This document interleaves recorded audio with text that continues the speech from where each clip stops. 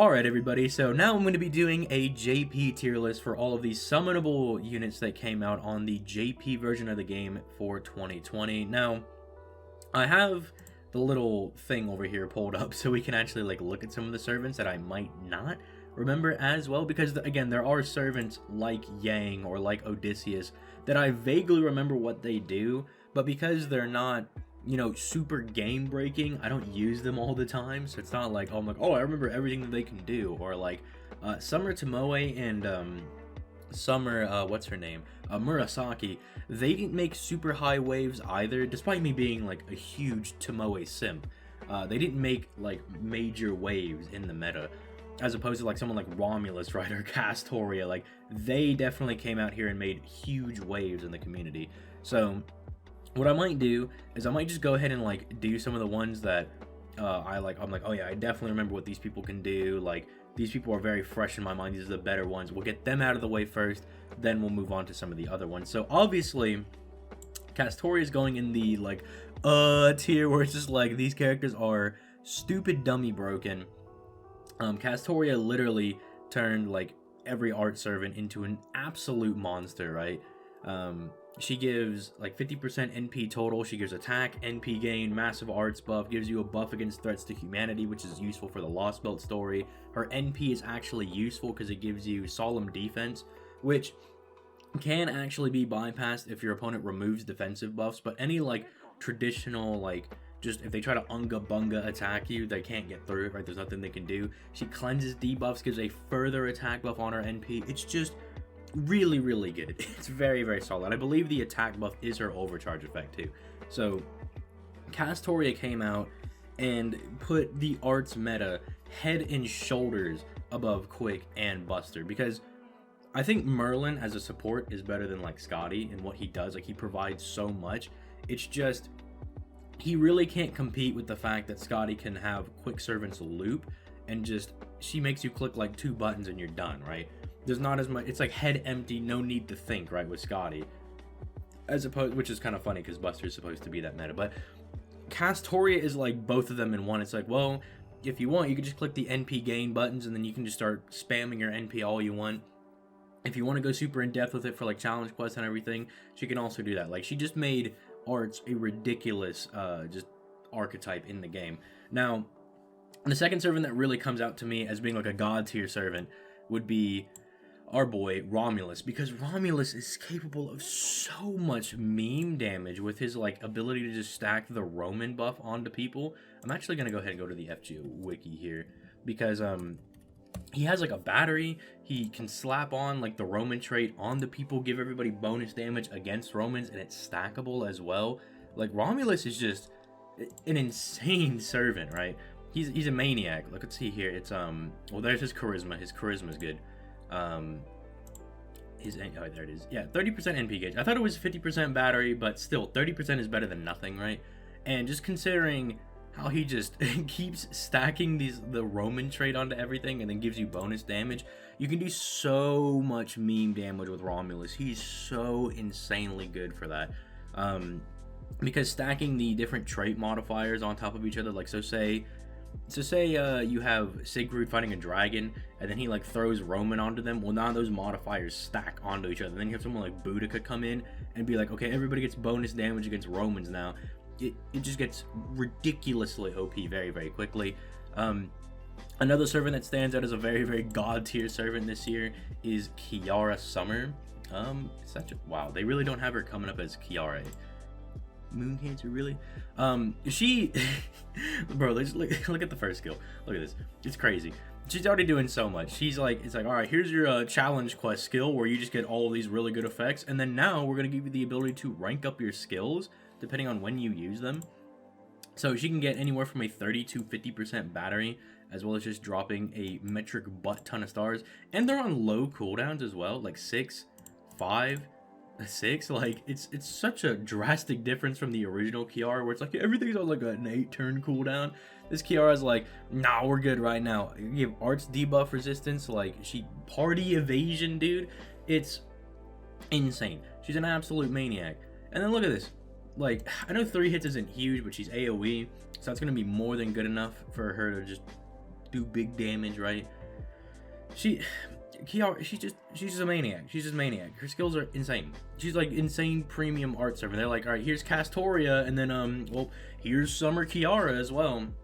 I guess the only thing that you can knock her for is that she's a moon cancer, and like, who actually gives a flying flip about her being a moon cancer? It's kind of like, it's bad and it's good, right? Because your only weakness is rulers, but then you just do neutral damage to everybody else. So maybe that's good, right? Maybe that's what you're looking for, but typically you want to look for like Avengers or like alter egos for that. Which, speaking of, there's another servant that I don't know if I would technically put Voyager in high tier or god tier, but he's definitely very, very good. If you wanted to make the argument that he is that high, I could definitely see it, right? 50% battery, nice.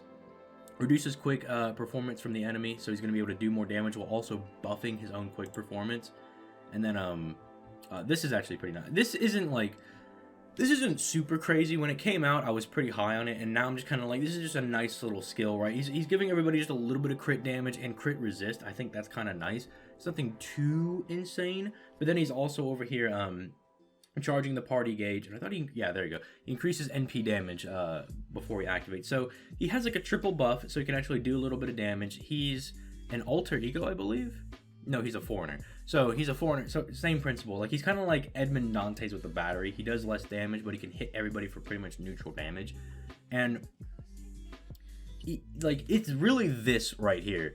Like this, everybody gets a free 20% when he's spamming his NP. That applies to himself as well. Like, he gives that to himself. So he loops a lot easier. So maybe I can actually like slap him up in god tier. They really were like not slacking this year when they were like, we're gonna give you guys really good servants for each archetype. Like, of course we're giving you guys Castoria, who's going to make arts the god tier archetype, but we're gonna give you good servants for each. Like, when playing JP this year, I was not all that disappointed with the servants we got. Like, I think we just got a very good, like, high quality, just tier of servants this year. Like, compare this list when we're done to what the NA list looks like, right? Because look, even here, right? Like, the next two I'm kind of thinking of on the top of my head are like Ashia Doman and where is Van Gogh? She's over there. She is. I put them in high tier. I know people aren't super wowed with them, but them together and like, if you're gonna pair them together in like some crazy quick team where you're using like 2 Ashia, 1 Van Gogh, or 2 Van Gogh, 1 Ashia, right? Doesn't really matter which. You're gonna be capable of doing insane, just like meme damage, right? Like, the curse damage that they do almost just becomes secondary because of all the other effects that they can do, and then they get stack on with just like curse almost becoming like the secondary thing that ties the whole thing together. If you wanted to say that because of the combo that these people can do, you want to put them in god tier, that's fine. I keep them in high tier though, because it's like you need both of them pretty much. You do need them both, whereas like Romulus can do a lot of the mean damage just kind of being on a team with really anybody else that has a trait, and you can get higher damage if you use someone like Boudica, who's like a 3-star, right? Like, everybody has Boudica. Kiara, just standard, just needs like Castoria. Voyager, standard, just needs Scotty, right? They just need their support caster. Nothing against them.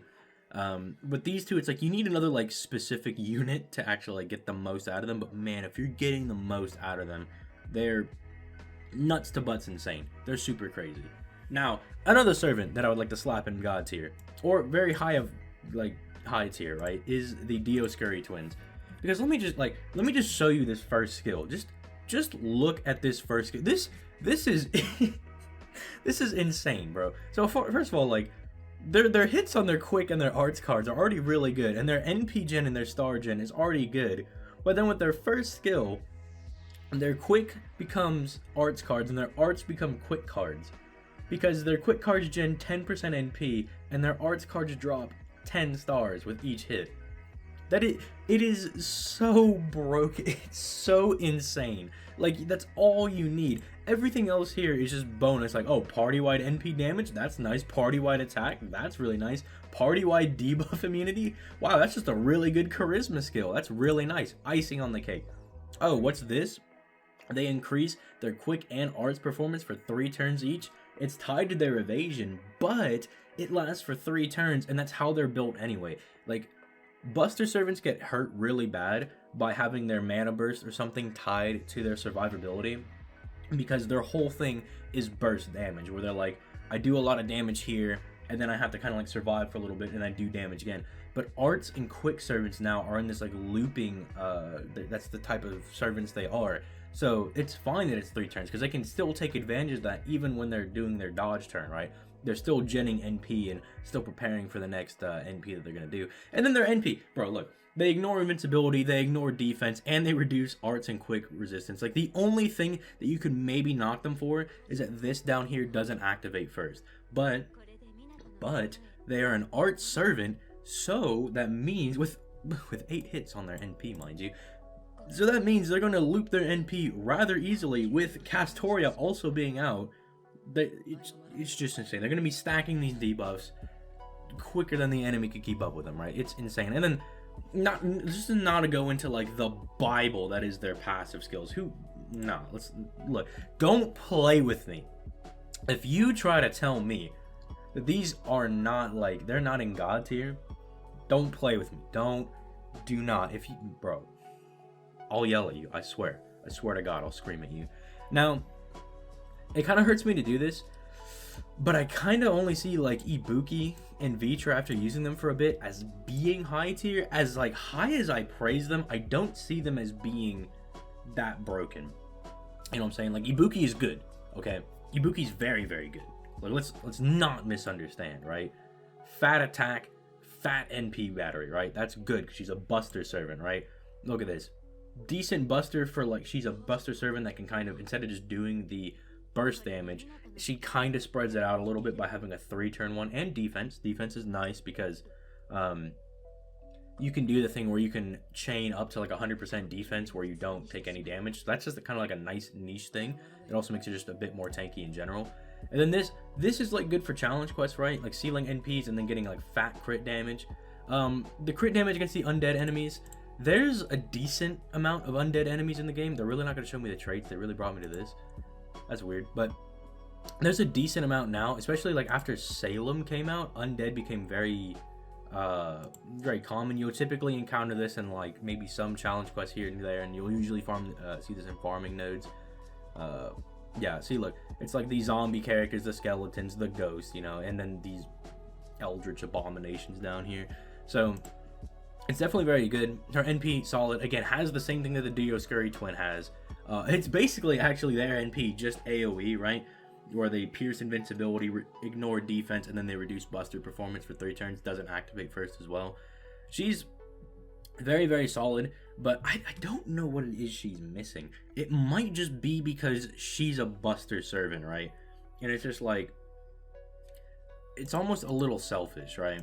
Like, Ibuki's kind of out here for herself. She's very good on her own, but it's almost like, it's not like she's so good on her own that she's like this solo carry servant, right? Which I'm sure, I know somebody will probably like be like, oh, look, I soloed this character with Ibuki. Like, that's what I'm talking about. Like, Romulus brings so much to the team. Like, he's already really strong himself, but he brings insane levels of meme damage to the entire team that everybody can do that. And he creates the possibility for these insane team comps, right? And then it's like, Kiara and Voyager are these insane buffs to like quick and arts. And then the Dioscuri twins are just, I don't know who lost their damn mind when they made those servants, right? But it's almost like Ibuki's like an AoE Buster version of the Dioscuri twins. And Buster is almost becoming like a bad sign. You know, it's almost becoming bad to be a Buster servant because we don't have that Buster support that really like lets them shine. Because like Merlin only giving 20%, I think that's kind of where it's starting to hurt, right? Where it's like these other servants can continually like just keep getting attacks off and they can keep popping off. You know, you just have to bring your 2 supports and 1 main attacker and you're good. You can fill up your back line.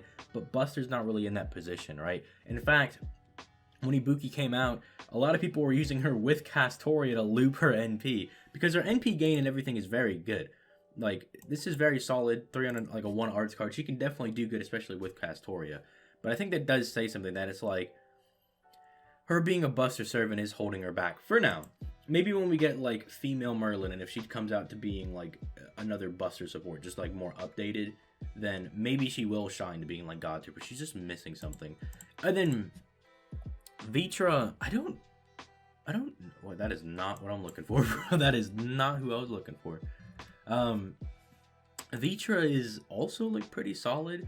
I just think she's built a little wonky, right? Like, I think her skills are kind of like, I like this, that's good. Increasing star absorption of arts cards is good for arts crits, right? So you can gen your NP easier. That's good, but it's weird. Then this is like, this is fine. Party damage against divine. That's kind of like just a nice little bonus thing. I don't really like. I'm not like too sold on that.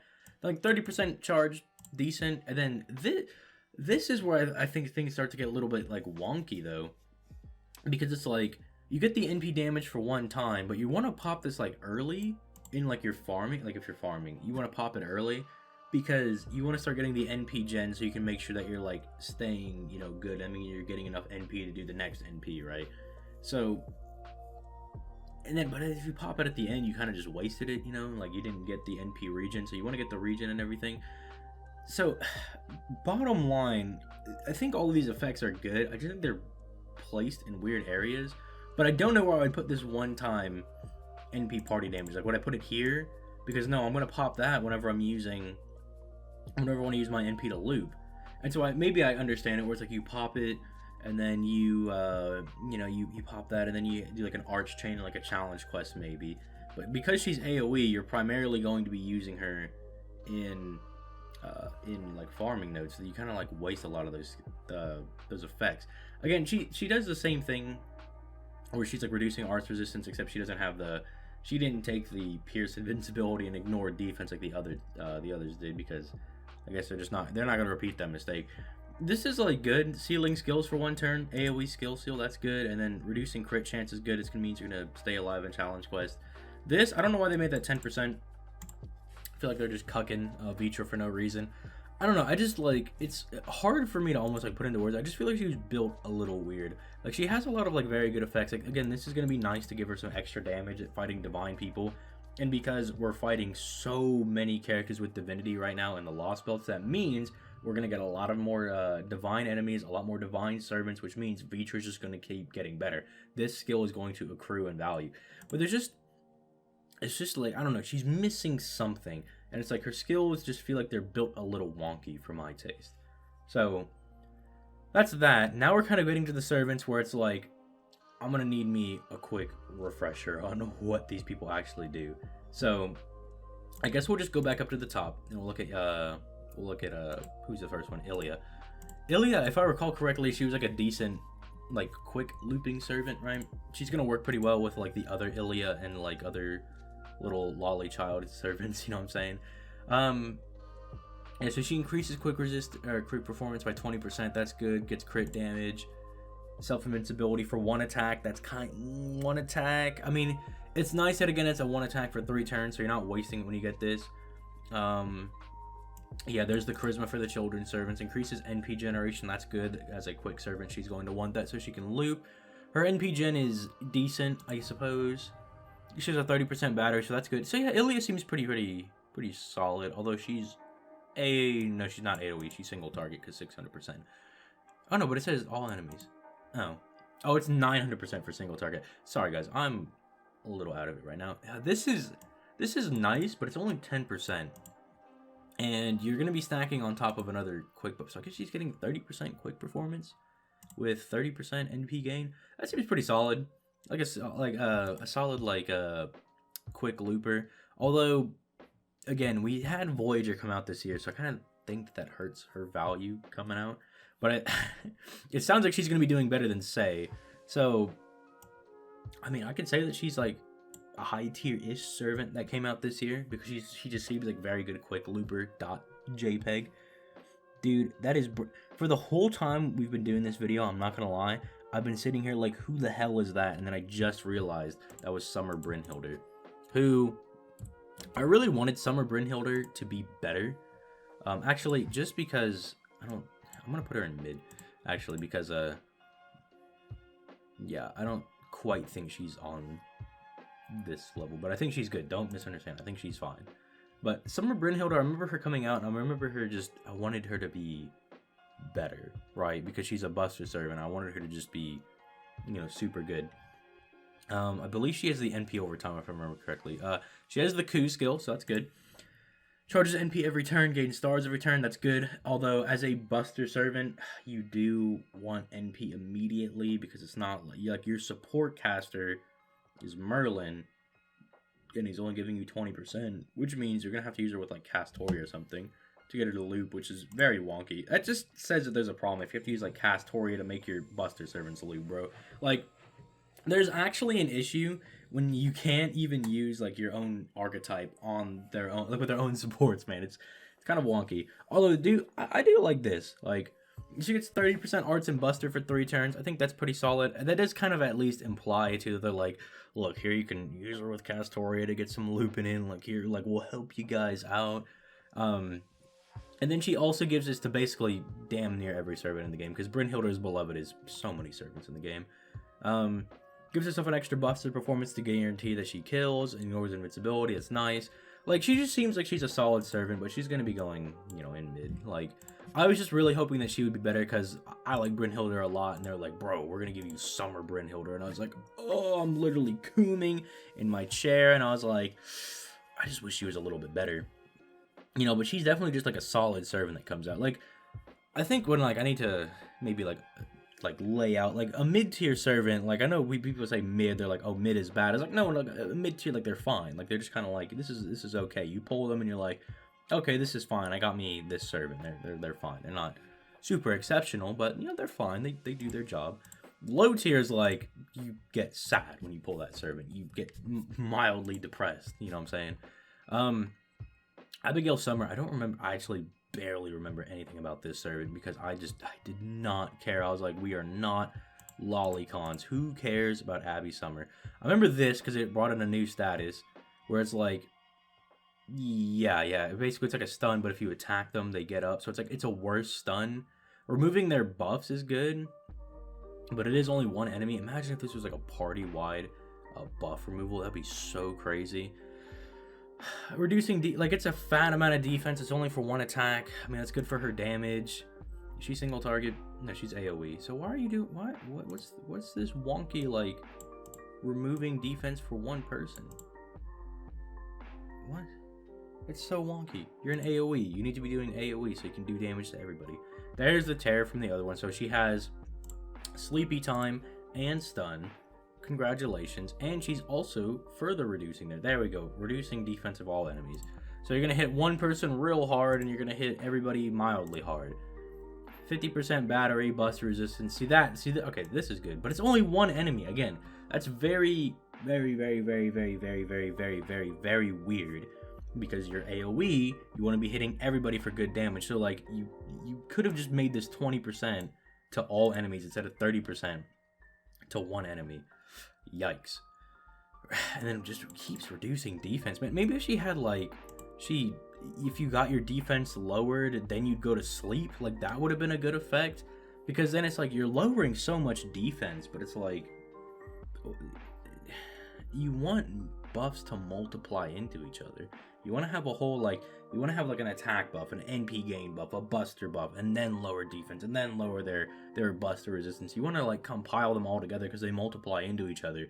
If you just stack, like, 80% attack onto yourself, that does less damage than if you had, like, 30% Buster and 30% NP damage, and then, like, 20% Charisma. Like, that does more damage. It multiplies into each other. So, yeah, mid. Just wonkily weird built units. I don't know why this summer was like the lolicon summer, because it was like, well, we had like baby Kiara, we had Ilya, we had Abigail. I don't know what it is, man. I don't know why FGO is being weird, bro. Anyway, Tomoe, I'm gonna try not to be biased here. Tomoe's a little bit mid, I'm not gonna cap. I believe she's single target. Oh, no, she's AoE? Oh, snap, bro. I've been using her as a single target this entire time like an absolute dummy. Anyway, this is solid. This is fine. Burn, who cares, bro? Nobody cares about the burn. Granting guts, nice, means you can use her in challenge quests. Basically, terror, except it's against herself, so that kind of sucks. I don't recall her having. Oh, there's okay. Never mind. See, this is what I mean when I'm like, I barely use these servants, man. So like, I kind of forget what they do. It's like, does she have CL debuff immunity like Tamamo Cat, so she cannot get smacked with this? Oh, this is really good though. 100% crit damage. That's Merlin's crit damage for 3 turns. That's really solid. But again, you have to pop this first, which I get. This is a dead skill. Hold on a second. Because I was like, you don't want to have to pop this skill just so you can use this skill, but this is like a dead skill anyway. 25 stars with star regen. It's only 10 stars. Yikes. Man, I don't want to put her in low tier. I don't.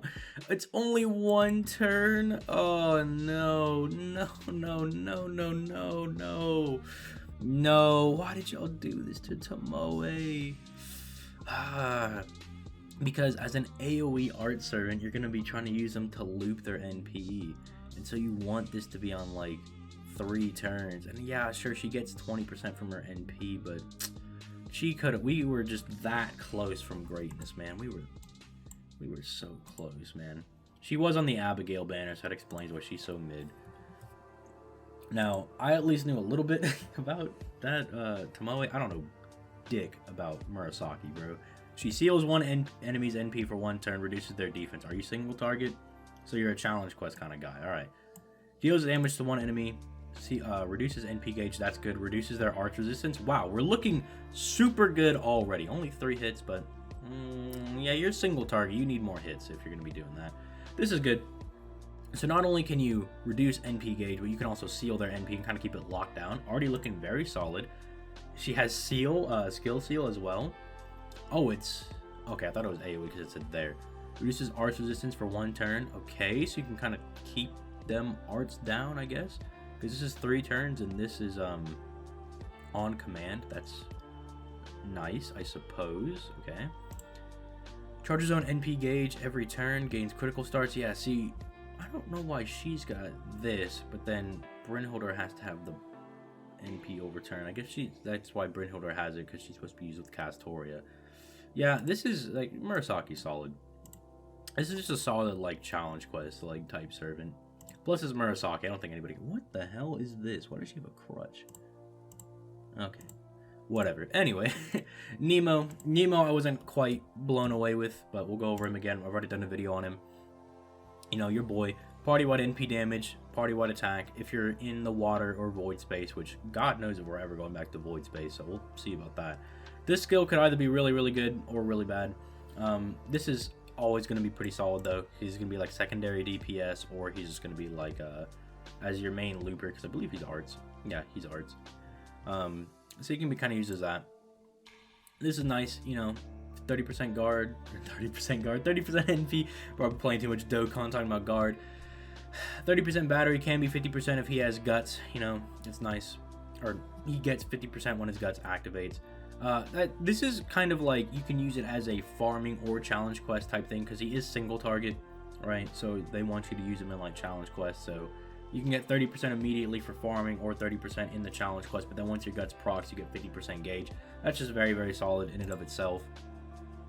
Gives everybody 20% arts, very nice. If you're if we're in void space, he could be really good, because that's 40% arts for the entire party for 3 turns on a 5-turn cooldown. That is insane. That is redonkulous. And then this again, this could be really good, because then he's getting like permanent 20% NP damage. Ignoring evasion is just, that's kind of like, this doesn't really matter. This does though. That's nice. And then this is also like, this could also be good. It just depends. We're getting a lot of NP damage here. We're stacking a lot of the same buff, but I mean, he's also got the attack, and if we're on waterside or battlefield, he's getting this. So he's multiplying his buffs enough to where I think it's fine. But it really is just like, are we fighting on waterside? Because then this is a high tier servant right here. If we're in waterside and void space like consistently, whoa, that's a high tier, maybe even a god tier servant, right? But if we're not, he's kind of mid, you know. Like, I think something that really helps him out is this skill, because this is just versatile. This is very, very good. Good in challenge quests, good anywhere, you know, good for farming. I think that's really solid. Watanabe no Suna. We got a penis head over here. He's a very good Buster meme, you know. Solid. I think that's what I'm going to say. You know, look. Buster crit damage. Nice. 50%. Solid. You know. Evasion. Good. NP gen. Buster servant. He needs that. At least this is 50%.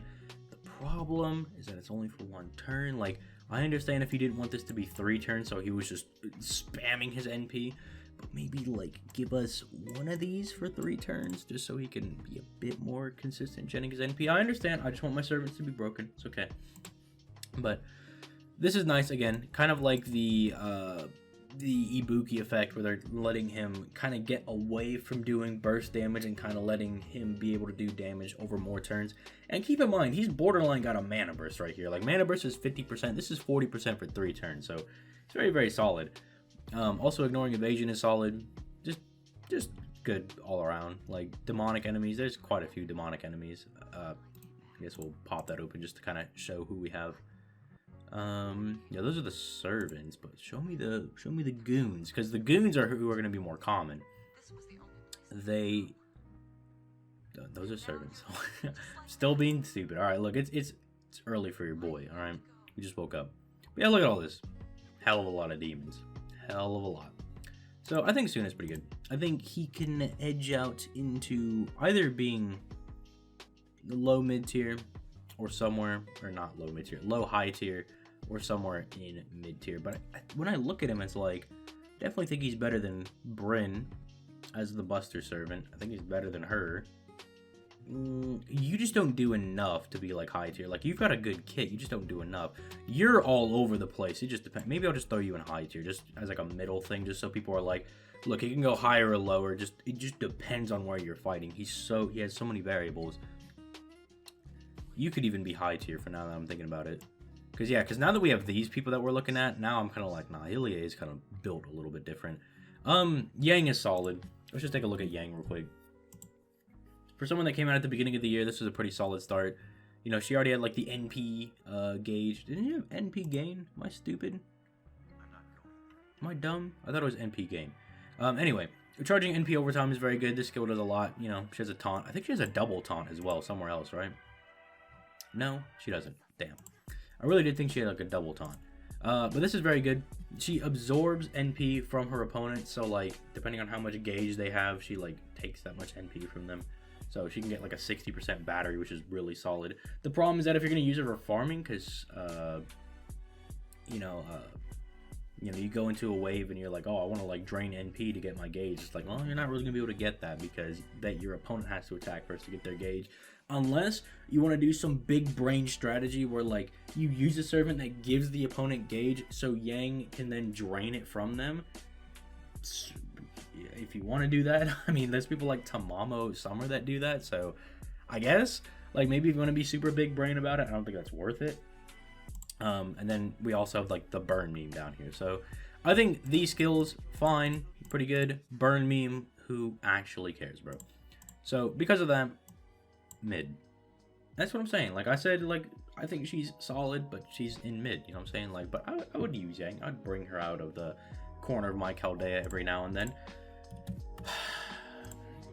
And then we have this servant. I'm not looking forward to this because I don't think Sei is super good.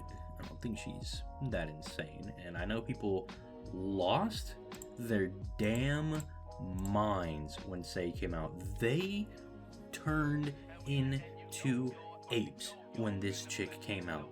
For some reason, Sei is just dookie. For whatever reason, she just can't loop. I don't know why. Her NP gain stat, well, maybe that's why, because her NP gain stat is kind of dookie, and she's a quick servant. But this, I think this is good for the record. Everybody's getting 20% attack for 3 turns. They're getting 30% over the course of 3 turns, and they're getting HP. Solid. Dodges, a better Q skill, right? Very, very good, right? 30% crit damage, kind of mid, but it's better than having no crit damage, right? And then, boom, 30% quick damage, or quick performance for 3 turns, and a 20% battery? Bro, she's like living out here. The problem is that she's like a worse Ilya, basically, because, okay, this is like fine, whatever, like extra damage against Shadow Servants. That was more common, like when we were in like, you know, some of the early FGO story. Now it's like you're only gonna find that in like free quests, because now like the events don't do the shadow servant thing anymore. They just throw the regular servant out there, so it's not like super common anymore. Neutral alignment, again, I don't think that's super common either. Man attribute, that's probably the one you're gonna get most consistently, because that's at least a decent chunk of the servant, because that's like the actual attribute, like the star attribute, or like, you know, man earth, whatever. That's at least a bit more common. But she's just like a worse Ilya when it comes to like using her on the quick teams, and it's really unfortunate. It's really unfortunate. Yeah, so I think that's also another reason. Like, I have to bump Ilya into high tier, because Ilya is just a better Sei when it comes down to it. But Sei made everybody lose their damn minds. Now Odysseus, if I'm remembering correctly, if I remember this dude's kit somewhat even remotely correctly, he should be in at least high tier. Because this man, I remember him being pretty good. Increases the party's quicken performance, very good. He's a taunt wall, very solid. Has a 30% battery, crit star absorption, charm. Oh, I was like, I don't remember him giving himself a charm. Like, I thought he was charming himself. And that's why I was like, I don't remember him doing that, but it's debuff immunity for 5 turns. So basically, he can't be charmed, which, whatever. Like, nice niche. You might as well just made it a passive skill, right? Well, I guess they did. I guess they were just like, well, you can't be messed around with by Cersei XD. Here's some extra art performance as well. I'm sure, whatever. I'm always a sucker. I like it when they have these things. Like, I like that Benny Enma also has, like, the skill seal immunity. I think that's, like, infinitely more useful than this, because that's literally only Cersei. But this is good. 30% battery, and then self-invincibility, buffs defense, nice defensive skill. 3 hits. Maybe he's not as good as I remember him being. Because what, he's got like a, so 10, 30% arts performance, 30% battery, 30% NP damage. No, he actually seems fine, actually. He definitely is like either a high mid servant or like a low high tier servant. It's really hard because it's like this is good. This is good. It's a nice, like, you could use him as like a secondary DPS with this. This is definitely fine. This is good. He doesn't have any base crit damage, so who cares about him absorbing stars? And then these are like kind of like, who cares about this? It's really just like, it's a battery that they stuck effects on that don't really matter. It's not like he has crit damage. At least some of the other servants that we had, right, they absorb it to their arts card, so it's like they're at least trying to loot. But it's just like, he's immune to charms. Like, sure. Like, that could have been NP gain for 3 turns. That would have been really nice. I imagine he does fine with Castoria. This is good. This is actually really good because it means that, you know, you can't get around his NP. Yeah, I guess he can make it into high tier, but he's definitely like just barely scraping it in there. He's just barely edging into high tier. He's barely edging, folks. Anyway, Canis. Not exactly a servant I was blown away with when she first came out, because this